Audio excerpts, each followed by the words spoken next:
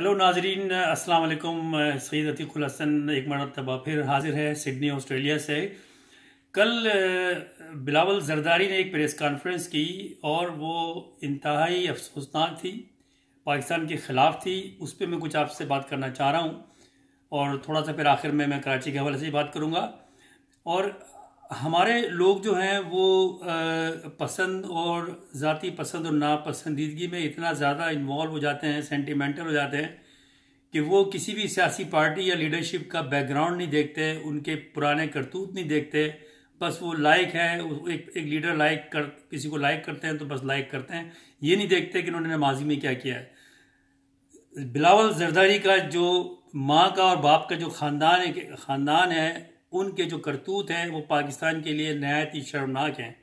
और जो हिस्ट्री है, जो ग्राउंड रियलिटीज़ हैं, आप लोग जाकर इंटरनेट पर पुराने अखबारात के ज़रिए, आर्काइव के ज़रिए, स्टैटिस्टिक्स के ज़रिए, फैक्ट्स के ज़रिए ये चीज़ें जो मैं बता रहा हूँ इनको डिटेल में आप देख सकते हैं। मैं छोटा सा आपसे बात करना चाहता हूँ, वो ये कि भुट्टो जो है, जुल्फ़िकार अली भुट्टो, मैंने कई आर्टिकल लिखे हैं हु वाज जुल्फ़िकार अली भुट्टो, और वो चीज़ें बताई जो जुल्फ़िकार अली भुट्टो ने किया है। जुल्फ़िकार अली भुट्टो की जो सियासी जो एक दौर रहा है पाकिस्तान का, वो एक नहायत ही पाकिस्तान के लिए अलमनाक दौर रहा है, जिसको उल्टा करके बताया जाता है कि वो बहुत बड़ा लीडर था। हालांकि हकीकत यह है कि जुल्फ़िकार अली भुट्टो दुनिया का पहला सिविलियन मार्शल लॉ एडमिनिस्ट्रेटर था। आर्मी को ब्लैकमेल किया और 1970 के जो बड़े शफाफ इलेक्शन थे, जिसमें 300 सीटें थी पार्लियामेंट की, उसमें सिर्फ 81 सीट लेकर एक पार्टी जो मेजॉरिटी में थी, जिनके 160 सीटें थी, उनको इक़्तिदार नहीं देने दिया। आर्मी को ब्लैकमेल किया। और याया खान जो ज़्यादा इंटरेस्ट नहीं लेता था पाकिस्तान के उमूर में, और इसमें आर्मी की भी वीकनेसेस हैं, उनकी गलतियां हैं, वो इनके ब्लैकमेल में आ गए।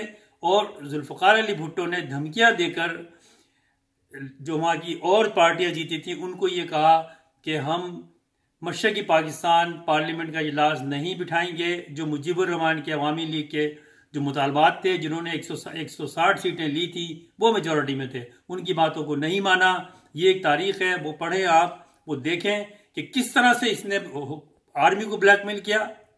फिर आर्मी से, याया खान से अपने हाथ में सिविलियन मार्शल एडमिनिस्ट्रेटर के तौर पर ओहदा लिया। फिर किस तरह ये सदर बना और फिर किस तरह से वजीर आजम बना, सिर्फ 80 सीटें लेके। और वो पार्टी जो 160 सीटें लेके अवामी लीग आई थी, मुजीबुर रहमान जिसका लीडर था, जो पाकिस्तान की तहरीक में नौजवान था, वो शामिल था मोहम्मद अली जिन्ना के साथ, और फिर फातिमा जिन्ना के साथ रहा। उनको इन्होंने इस हालत पे ले आए, मजबूर किया कि वो पाकिस्तान के खिलाफ फिर बात करने लगे। और फिर उसमें मुजीबुर रहमान ने फिर इंदिरा गांधी की तरफ हाथ बढ़ाया, जिसमें भुट्टो भी एक उसमें उनसर था, उसमें एक एलिमेंट था, इन्वॉल्व थे उसमें ये सब। और फिर इन्होंने पाकिस्तान टूट गया, लेकिन इसने भुट्टो ने अपनी हरदर्दी भी नहीं मानी और बांग्लादेश बन गया। तो ये एक स्याह इनकी तारीख है। इसने जुल्फ़िकार भुट्टो ही था जिसने कहा, और जो पुराने मीडिया में ये बातें आज भी आर्काइव हैं कि इधर तुम उधर हम, यानी कि वहाँ मुजीबुर रहमान को कहा कि तुम वज़ीर आज़म रहो या हम रहेंगे। ये सिर्फ वज़ारत चाहता था। ये वडेरा शाहाना जो जहनीत है, वडेरे की जो हमारे यहाँ सियासत है, वो चाहता है पावर। जिस तरह से वो अपनी एक ज़मीन के ऊपर पावर इस्तेमाल करता है, किसानों पे, हारियों पे, वो हमारे सियासत में भी नज़र आती है कि उनको पावर चाहिए, चाहे मुल्क सही रहे, तबाह हो, उसके टुकड़े हों। तो एक तो मुजीबुर रहमान, एक तो जुल्फ़िकार अली भुट्टो का ये किरदार रहा है, जो नाना है बिलावल जरदारी का, जिसने पाकिस्तान को तोड़ा। और उसके बाद में ये नारा लगाया रोटी कपड़ा और मकान का, और फिर ये कहा कि जी सोशलिज्म हमारी मईशत है। इस्लाम में क्या मईशत को डिफाइन नहीं किया गया? क्या इस्लामी निज़ाम जो है वो मईशत उसमें नहीं आती? क्या हमें किसी और निज़ाम की ज़रूरत है इस्लामी निज़ाम के अलावा? हमारा मुल्क तो पाकिस्तान का जो बना था वो इस्लामी निज़ाम के लिए बना था। कायदे-ए-आज़म ने तो नहीं कहा ये बात। इसने नारा लगाया कि सोशलिज्म हमारी मईशत है, और फिर इसने नेशनलाइज किया स्कूलों को, बड़ी बड़ी इंडस्ट्रीज को, और तंग आके जो बड़े बड़े इंडस्ट्रियलिस्ट थे, जिन्होंने पाकिस्तान के बनाने में पैसा लगाया, इंडस्ट्री लगाई, उनको मजबूर किया, वो पाकिस्तान छोड़ के चले गए। कुछ इंग्लैंड चले गए और कुछ जो बांग्लादेश चले गए, वो पाकिस्तान को छोड़ के चले गए, जिन्होंने बड़ी बड़ी पाकिस्तान की, जिनके अरबों, उस ज़माने में करोड़ों रुपए की उनकी जो इन्वेस्टमेंट थी उन्होंने छोड़ दी, उनको मजबूर किया, कुछ से कुछ को उन्होंने नेशनलाइज करके अपने गवर्नमेंट के खाते में ले आए, स्टील मिल को तबाह किया, पीआईए को तबाह किया और पाकिस्तान को 40-50 साल में इन्होंने बर्बाद करके रख दिया। और आप लोग ये पढ़ें, ये नहीं कि आप बस भुट्टो को चाहते हैं तो बस भुट्टो को चाहते हैं और आप पाकिस्तान का सौदा कर देंगे उसके। तो ये जो पीपल्स पार्टी का, सिंध में जो लोग हैं पीपल्स पार्टी के, उनका शुरू से ये रहा है कि हमें पाकिस्तान उस वक्त चाहिए जब हमारे मफादात हैं, और पाकिस्तान के मफादात अगर, हमारे मफादात अगर पूरे नहीं होते तो फिर हमारे पास फिर सिंध है, फिर हम सिंधु देश का नारा लगाएंगे, फिर हम सिंधी टोपी पहन के आएंगे, फिर हम शलवार कमीज और अजरक पहन के आएंगे, और फिर हम ये बातें करेंगे जो कल बिलावल जरदारी ने बात की। घर से सीखता है आदमी। इसने एक 30 साल का एक नौजवान है, इसने अपने घर से, इसने अपने बाप से सीखा है। इसका जो दादा था हाकिम ज़रदारी, उसने कौमी मीडिया में कई दफा कहा कि उसने अब्यूज किया, उसने बुरा लगा फाउंडर ऑफ पाकिस्तान को। उसने ये कहा कि नजरिया पाकिस्तान ही गलत है, बकवास है सब ये जो यूट्यूब पे मौजूद है। ये किस तरह से आप ऐसे लोगों को सपोर्ट कर सकती है हमारी कौम, जो पाकिस्तान को, जिन्होंने खिलाफ थे पाकिस्तान के। तो ये अपने दादा से, अपने नाना से गद्दार वतन है ये लोग, हमेशा से ये करते आए। और आज वही बातें बिलावल जरदारी बोल रहा है जो उसका दादा बोलता था और जो उसका नाना बोलता था। और हमारे लोग, मुझे शर्म आती है वो लोगों को जिनकी उम्र 60 और 70 साल की दहाई है, उनकी उम्र है, उन्होंने अपनी सियासत में उम्र गुजार दी, हाथ बांध के ऐसे लड़के के पीछे खड़े होते हैं जिसका ना कोई पर्सनल कैरेक्टर है, ना पर्सनल कम्युनिकेशन है उसकी।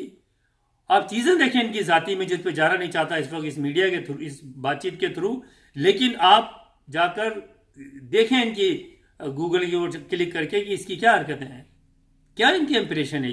ये मुल्क चलाएंगे पाकिस्तान का, जो मुल्क तोड़ने की बातें कर रहे हैं। और आज फिर वही बातें की जा रही हैं जो बांग्लादेश बनाने में इन्होंने बातें की थी। तो आप लोग प्लीज इस बात को समझें। और फिर जब भुट्टो पर केस हुआ और वो केस अदालत में चला है, सही चला नहीं चला, अदालत ने फैसला किया है, फांसी अदालत से हुई है। कोई भी आदमी फांसी अगर उसको हो, वो शहीद नहीं होता। पहली बात तो ये किस चीज के सही शहीद है। आप अगर जलसे में, सियासी जलसे में आपको गोली लगती है किसी भी वजह से, आपको गलत मारा जाता है, कोई शहीद शहादत नहीं है ये। कोई आप इस्लाम की वजह से शहीद नहीं हुए, कोई आप पाकिस्तान की वजह से शहीद नहीं हुए। किस तरह से आप लोग इनको शहादत, और फिर हमारे बड़े बड़े मीडिया एंकर बैठ के आपने शहादत को एक मजाक बना लिया है। शहादत जैसे अजीम रुतबे को, जो सीधा जन्नत में जाता है, जो जिंदा रहता है, उसको आपने मजाक बना दिया है। हर एक को, जिसको फांसी हुई है वो भी शहीद, जिसको जलसे में गोली लगी है वो भी शहीद, जो पुलिस के हाथों रोड पे मारा है, लोगों ने मारा है, वो भी शहीद। जुल्फिकार अली भुट्टो को जब फांसी, उसके बाद भी इन्होंने जुल्फिकार तहरीक बनाई। जुल्फिकार अली भुट्टो का बेटा, इसका चाचा, इन्होंने उसमें शामिल था, शाहनवाज भुट्टो। इन्होंने, जो मुझे जाती तौर पे मालूम है ये चीज मीडिया के हवाले से, मैं उन लोगों को जानता हूं जिनके पास इसके एविडेंस थे। और ये उस वक्त की बात है 80s की, कि इन्होंने इंडिया जाके ट्रेनिंग ली जुल्फिकार तहरीक ने, जिसमें जुल्फिकार अली भुट्टो का बेटा भी शामिल था। और उन्होंने पाकिस्तान के खिलाफ तहरीक चलाने की कोशिश की। वो तो हमारी आर्मी और हमारी ISI बहुत मजबूत है, उन्होंने जुल्फिकार तहरीक को खत्म किया। ये पाकिस्तान के खिलाफ है। ये आज फिर ये बलूचिस्तान में पाकिस्तान की जो खिलाफ तहरीकें चल रही हैं उनको सपोर्ट करते हैं ये। और हमारे मौलवी भी अपने जाति और अपनी पार्टी की लालच के लिए, इक़्तिदार में आने के लिए इन लोगों की हिमायत करते हैं। हमारी कौम को ये बात समझना चाहिए कि ये मुल्क के खिलाफ हैं। और फिर मुझे आर्मी पे भी शर्मिंदगी होती है, क्यों इन लोगों को खुली छुट्टी दी हुई है। आपने अल्ताफ हुसैन को एब्डोमेन लगाया, उस पर बैन लगाया, बोलने में बिल्कुल सही किया आपने, क्योंकि पाकिस्तान के खिलाफ बात कर रहा था वो। लेकिन ये और जो लोग हैं इन पे क्यों आप नहीं करते हैं। मैंने अपने सिंध में मैं रहा हूं, मैं सिंध में पैदा हूं, मैंने अपने तालीमी दौर में, मैंने यूनिवर्सिटीज में देखा है पाकिस्तान का झंडा जलाते हुए। मैंने देखा है कि यही लोग कभी GMC के साथ खड़े होते हैं, कभी ये पीपल्स पार्टी में चले जाते हैं जब इलेक्शन लड़ना होता है।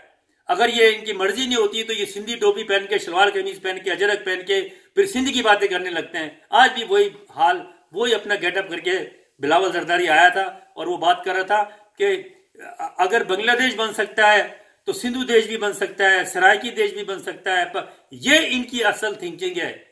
खुदा के लिए आप लोग पहचाने ये ऐसे हमें खामा में बात नहीं करते कि ये पीपल्स पार्टी के खिलाफ बात नहीं है, ये मुल्क के खिलाफ बात करते हैं ये लोग ये। और पीपल्स पार्टी के जो पाकिस्तानी हमदर्द हैं, जो पाकिस्तान से मोहब्बत करते हैं, उनको समझना चाहिए कि किन लोगों के पीछे आप खड़े होते हैं। आपको शर्म आनी चाहिए। ऐसे एक लड़के के पीछे खड़े होते हैं जिसकी कोई सियासी बसीरत नहीं है, कोई सियासी काम नहीं है। आप उसको इसलिए आप उसकी उम्र का इंतजार कर रहे थे कि वो कब 25 साल का होगा, 26 साल का होगा, उसको सियासत में लाएंगे। आप लोग हाथ जोड़ के पीछे खड़े होंगे और वो पाकिस्तान को गालियां दे रहा होगा। आप लोगों को शर्म आनी चाहिए। ये पाकिस्तान एक नियामत है अल्लाह ताला की। 11 सितंबर को मुझे अफसोस हुआ, मैंने पोस्ट भी लगाया था कि हम कायद आज़म मोहम्मद अली जिन्ना की जो वफात थी उसको याद नहीं कर रहे थे। हम 9/11 के पीछे बैठे हुए थे, हम दूसरी तकरीबों में लगे हुए थे। किस तरह से हम बानी पाकिस्तान को भूल जाते हैं। पाकिस्तान एक नियामत है हमारे लिए।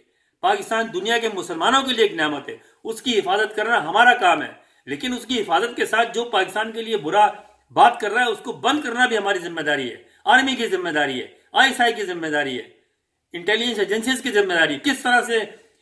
और मैं देखना चाहता हूं कि क्या आर्मी इस पर एक्शन लेती है, क्या हुकूमत एक्शन लेती है। हमारी अदालतें एक मजाक है, मजाक है वो। इनको जमानतें मिलती हैं, इनको प्रोडक्शन ऑर्डर मिलके बहाने, इन्होंने अपने मुफाद के लिए ऐसे कानून बनाए हुए। शहनशाहों की तरह अदालतों में आते हैं इजलासों में। करोड़ों रुपया महीने का खर्चा है इस पार्लियामेंट का, जिससे कोई हासिल नहीं है। तो आप ही ये बात देखें कि ये क्या हो रहा है हमारे मुल्क में, ये क्यों लोग नहीं आते सामने ये। तो मुझे बहुत अफसोस है इसके बयान के ऊपर। हमारे लोगों को खड़े होना चाहिए, सिंध के लोगों को खड़े होना चाहिए। सिंध के लोग जो है, अवाम जो है सिंध की, पाकिस्तान के खिलाफ नहीं है, पाकिस्तान से मोहब्बत करते हैं वो लोग। लेकिन ये कुछ शरपसंद अनासिर हैं जो एंटी पाकिस्तान एलिमेंट्स हैं, चाहे वो GA सिंध तहरीक हो, चाहे वो पीपल्स पार्टी हो, जिसमें कुछ लोग हैं जो वडेरे हैं, जो पाकिस्तान के खिलाफ हैं। अपनी हाकमियत के लिए ये किसानों और हारियों को जुल्म करते हैं। इन्होंने अपनी जेलें बनाई हुई हैं, वो उसमें लोगों को रखते हैं। और फिर जब इनके मतलब की बात हो तो इस्लामाबाद में बैठ के ये कभी आर्मी को मस्का लगाते हैं, कभी ये दूसरी पार्टियों के साथ मिलकर चलना चाहते हैं, डेमोक्रेसी की बात करते हैं। किस तरह से आप डेमोक्रेसी की बात करते हैं? पीपल्स पार्टी का जो फाउंडर था वो तो सिविलियन मार्शल एडमिनिस्ट्रेटर रहा, वो तो आर्मी के खिलाफ बातें करता था। उसका बेटा आर्मी के खिलाफ बातें करता है, जरदारी आर्मी के खिलाफ बात करता है, ये बिलावल आदमी के खिलाफ बात करता है, ये पाकिस्तान के खिलाफ बात करते हैं। इनकी हरकतें देखें किनसे ये लोग मिलते हैं जाके ये। तो आप लोग, आर्मी किस लिए खामोश बैठी होती है? क्यों सख्त एक्शन नहीं लिया जाता? तो प्लीज इस पर एक्शन लें, इन लोगों को बंद करें। पाकिस्तान के जो भी कवानीन है, आर्टिकल 6 हो या जो भी हो, ये एंटी पाकिस्तानी बातें नहीं होनी चाहिए। और फिर मुझे शर्मिंदगी होती है, ये हमारे मीडिया वाले जो हैं, ये हमारे जो नेशनल मीडिया चलता है, किस लिए ऐसे लोगों को आप उनके नेशनल पे लाइव दिखाते हैं? आप वो तकरीरें जो पाकिस्तान के खिलाफ बात कर रहा है बैठकर, वो एक आम जहनों को आप बदगुमान करते हैं पाकिस्तान के लिए। किस तरह से ये बोल सकता है ये बातें कि जी बांग्लादेश सिंधु देश भी बन सकता है? नेशनल मीडिया उसको कवर कर रहा है। हमारे नेशनल मीडिया को भी शर्म आनी चाहिए इस तरह की बातें करते हुए। इनके कवरेज नहीं करनी चाहिए। आम जहनों को ये बदगुमान करते हैं पाकिस्तान के लिए, जो इन्होंने किया है माजी में। भुट्टो ने किया है। जलसे में लोग नाना कर रहे हैं, वो कह रहा है अच्छा हाँ आप चाहते हैं तो मैं आ जाओ, जाए जहन्नम में जाए बंगाली, हम छोड़ देते हैं उनको। और लोग कह रहे हैं नहीं, ये ऐसे शातिर लोग हैं और ये दोबारा मुल्क को तोड़ना चाहते हैं। एंटी पाकिस्तानी तहरीकों के साथ ये मुल्क को तोड़ना चाहते हैं। ये भारत के एजेंट हैं ये लोग। ये वही जबान बोलते हैं जो बीजेपी बोल रहा है। जब लेकिन मतलब होता है तो मुनाफिक लोग हैं, ऊपर से कुछ और बातें करते हैं। जब ये इनको आज इख्तियार दे दो, ये फौज की हामी करने लगेंगे और फिर वही काम करेंगे। $मिलियन के, करोड़ों डॉलर्स के असेट बनाएंगे अपने बाहर। कोई दिलचस्पी नहीं इनको पाकिस्तान से। टूटता है तो टूट जाए। और अब तो मुंह से कह रहे हैं ये लोग अपने बाप को बचाने के लिए माहिदा चाहे गवर्नमेंट इनसे करके इनको बाहर निकाल दे, पाकिस्तान के खिलाफ फिर बातें करते हैं। एक तो बात यह है, इस पर आप गौर करें। दूसरी ये, कराची को इन्होंने और शहरों को इन्होंने और पूरे सिंध के लोगों को इन्होंने बर्बाद करके रख दिया है। इन्होंने पूरा बजट खा जाते हैं ये। कराची जो 300 अरब से ज्यादा पैसा सालाना टैक्स देता है, जो पूरे पाकिस्तान में फिर वो फेडरल गवर्नमेंट तक जाता है, उस पर सिर्फ आपने 3 साल में 30 अरब रुपया लगाया। और वो किधर लगा पैसा? वो क्या ये पाकिस्तान के जो हुक्मरान हैं, जो पाकिस्तान का वो तबका, एस्टेब्लिशमेंट जो पाकिस्तान चलाती है, कभी पूछा ये क्या आप केस चला रहे हैं? 10 साल भी नहीं चलेगा। ये क्या बातें आ रही हैं कि जी इनसे माहिदा करके इनको बाहर छोड़ देंगे आप? कब तक ऐसे लोगों को छोड़ते रहेंगे? आप ये सांप का छोड़ेंगे तो वो सिपोलिये पैदा होंगे। फिर ये हो रहे हैं सिपोलिये पैदा। इन्होंने पाकिस्तान को बर्बाद किया है। आज कराची को इन्होंने जानबूझकर कचरे का घर बना दिया है और आप लोग एक्शन नहीं लेते। किस लिए इमरान खान मसले तुम्हें पड़ा हुआ है? 149 लगा के हम कराची को जो है फेडरल गवर्नमेंट के उसमें, कराची की बात नहीं है, सिंध को बर्बाद कर दिया इन्होंने। हैदराबाद जाकर देखें आप, सक्कर जाकर देखें आप, नवाबशाह जाकर देखें आप, मीर बुखार जाके देखें आप, कचरे के घर लगे हुए हैं वो लोग। बच्चे मर रहे हैं वहां पर, औरतें वहां पर जलील हो रही हैं अस्पतालों में। ये पूरे सिंध की एक सर्वाइवल की बात है ये।